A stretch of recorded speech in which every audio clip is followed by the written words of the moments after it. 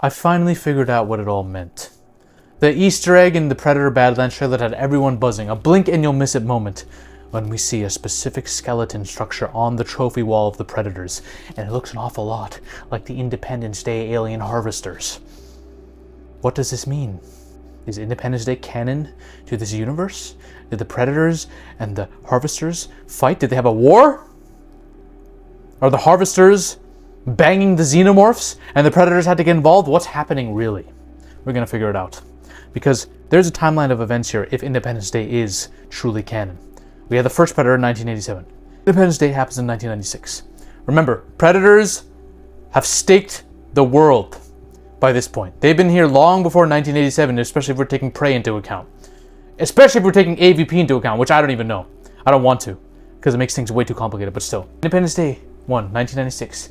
Predator 2 happens a year later, 1997. Remember, in Predator 2, the story in which it takes place, it's very, very hot. It's a hot climate. Things are changing. It's the hottest day, right? Makes sense that this would happen right after the onset of a bunch of ships attacking Earth and trying to fucking blow them the fuck up. Right? Even though there's no mention of any alien attacks prior to this. It doesn't actually make sense, actually, because the scientists that come to investigate the Predator in Predator 2, you would think that when talking about aliens on Earth, they would have referenced Independence Day, but still, they don't. Independence Day 2, which is a garbage film, but still, takes place in 2016, 20 years later after the first invasion, alright? So, between then and now, we have a new band of Predators. And they have trophies. One of them is a harvester. Now, were they killing Independence Day aliens in between these years? Or was this a war happening all the way prior? Very interesting. We're going to get into it. We do know in the Predator Badlands that Weyland-Yutani is a thing. Weyland-Yutani. I hope I'm saying that right. So the xenomorphs are in this world too. So we have 3 sets of aliens if we're taking into account the Independence Day aliens being canon. The harvesters, the xenomorphs, and the Yaoja. This is fucked. Humanity's fucked. Here's my theory on this, right? What are the harvester aliens from Independence Day really? They are world killers. They come down as a planetary-wide attack to harvest resources from planet to planet. They'll come in colossal, massive ships, stripping the worlds of their core materials and wiping out species in the process, okay? This spells doom for all kinds of life, not just us. So you really think the Yaoja aren't going to take notice? The Yaoja are trophy hunters. Imagine. The Yaoja do 2 things. They're trophy hunters, they hunt for sport, but they also have a role in culling various species so they can maintain the order of things, okay? It's a ritualistic duty to make sure things don't go out of hand. It's if we're making AVP canon, it's why they come in to control the spread of xenomorphs. And if one of them goes crazy and berserk like the Predillion and starts impregnating a bunch of people, they have to send a cleaner, right? They do this. It would make sense that anything that could threaten the universal balance, the Predators have to step in for, because it could fuck with their blood sport as well, right? So, imagine, long ago a harvester race began, coming through with their huge ships, eradicating entire biospheres. Fucking planets up clean. The Yaoja, one of the only spacefaring species and warrior civilizations that were capable of resisting them. They recognized them as a threat to all life. We can't hunt. We can't find people. We can't find prey. We can't take them to various planets. We can't go to various planets because these guys are nuking all these planets, killing all the species. We have to stop this. So the Predator said, okay, harvesters, go fuck yourselves. And this began a conflict. The only problem is the Predators could not fight the harvesters because of their technology, and the mass of their ships was too much. The fact that they could shoot one laser from one of these flying saucers and they could nuke an entire city. This spelled problems to the Yaoja. On just a ship-on-ship, weapon-on-weapon level. The Yaoja are like, oh fuck. And that's not the only thing too. During these wars, the Predators would attempt to infiltrate the harvester ships and destroy them from within. Only problem is the Queens. The Queens are telepathic. They could corrupt entire Predator clans using mental domination. I believe that this could be a surefire way for us to expand the lore and say, one of the reasons that there was so much division among the Predator clans and the cause of bad bloods and all this is because maybe, this is connecting it all too much, but maybe a harvester alien queen fucking started turning them on each other with telepathy. making them try to kill each other from the inside, and it caused the civil war of the Yaoja.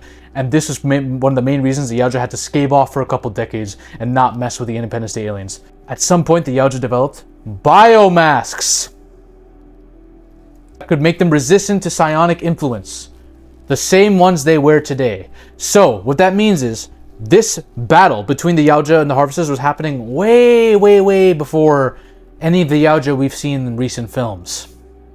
Way before they even had masks. The Yaoja were just themselves, killing, hunting for sport. Sometimes they would take the bones of the victims of their prey and turn that into masks. But that was more of a ritual thing, more than a weapon, a tech thing. Then when the fucking Harvester aliens came down, and the mothers and the queens started telepathically controlling them, they're like, okay, we can actually have a use for masks beyond just ritual and aura. We can wear masks that protect us from telepathic influence, like Magneto from the fucking X-Men. Wouldn't that be a very cool way to introduce why biomasks were even invented in the first place? It was an evolutionary defense mechanism. I mean, it's not, but was that evolutionary? Yeah, fuck it, it is. Survival of the fittest, baby. So they developed the masks. Then they were like, okay, we can actually fight back now. So decades later, the fucking war began. And maybe this war happened between the events of Independence Day 2 and Predator Badlands, where the Yaoja started having success. And as a direct result of the humans winning so many battles against the Independence Day aliens, the Yaoja gained more confidence and attacked them. The Harvester invasion scene in Independence Day was a second wave, a final attempt to reclaim one of the planets that the Yaoja once protected. The Yaoja had been on Earth long before the fucking Independence Day aliens came through. By the time the humans fought back in 1996, Predators had already marked Earth as a non-hunt zone due to its unstable nature and the fact that if we're adding AVP into the canon, xenomorphs were running rampant. Alright, xenomorphs are on Earth at this point, right? But regardless, you don't even need xenomorphs to explain why they marked. So now, the remnants of the war remain. The Harvester Corpse in Predator Badlands is a trophy from the last great Harvester culling, which is when Predators developed biomasks and cut off all influence of the queens, and they started to infiltrate the motherships from the inside, fucking them all up, killing them, taking their heads as trophies. Earth may be one of the few places that both species have clashed, not just in human history books. And maybe the Harvester tech is something the Yaoja are still trying to contain. There's more of this out there. They found a way to get out of the telepathic influence, but there's the hive mind. The hive mind linked to technology is something that the Predators are still actively trying to stop. And what's interesting is the Independence Day aliens are not the only creatures that have a hive mind. So do the xenomorphs. So you can imagine that if the Predators get their hands on xenomorphs, it would be just as much of a reason for them to hunt the xenomorph as it would be to experiment and look into them and see how does their hive mind operate and how can we apply this to annihilating this other fucking clan of aliens, the Independence Day wuss harvesters. It's interesting. I think I figured it out. I think that corpse is a remnant of a war that happened between the two as a result of the Yaoja adapting with biomasks long ago. And now the Yaoja came back decades later and nuked all the Independence Day aliens and started taking their scalps. And there's still a remnant of the Independence Day aliens that exist. I'm out of breath explaining this shit. That's what I think happened. You don't even need the Independence Day alien movies to be canon to the Predator universe. You don't. You can just literally say Predator Badlands is its own spin-off, separate from the other Predator movies entirely, different universe, and in that universe, whatever happened in the past, that was the Independence Day timeline. And I guess that's part of the Wayland alien timeline too. Fuck, none of this makes sense actually now that I think about it. Whatever. That's my theory, y'all. That is it. If you want to know my theory on what Ella Fanning, the synthetic's true role in Predator Badlands is, you can watch this video over here. Ladies and gentlemen, we are on a mission to take over Hollywood. But the army must keep growing.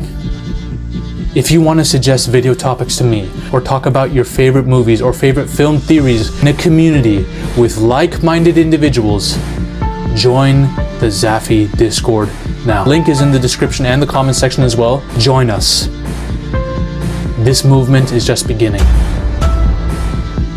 We're taking over Hollywood, one coke line at a time.